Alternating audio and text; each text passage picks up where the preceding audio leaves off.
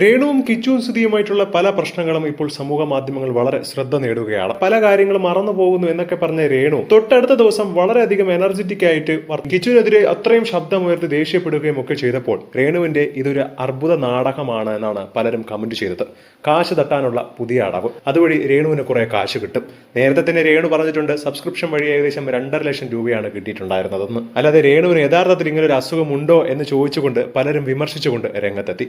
തനിക്കെതിരെയുള്ള വിദ്വേഷ പ്രചരണങ്ങൾ കൂടിയതോടുകൂടി ഇപ്പോഴിതാ ഇതിനെല്ലാം മറുപടിയുമായി രേണു എത്തിയിരിക്കുകയാണ്. എനിക്ക് ക്യാൻസർ അല്ല എന്ന് പറയുന്നവരോട് എനിക്ക് ഒരേ ഒരു കാര്യം മാത്രമേ പറയാനുള്ളൂ.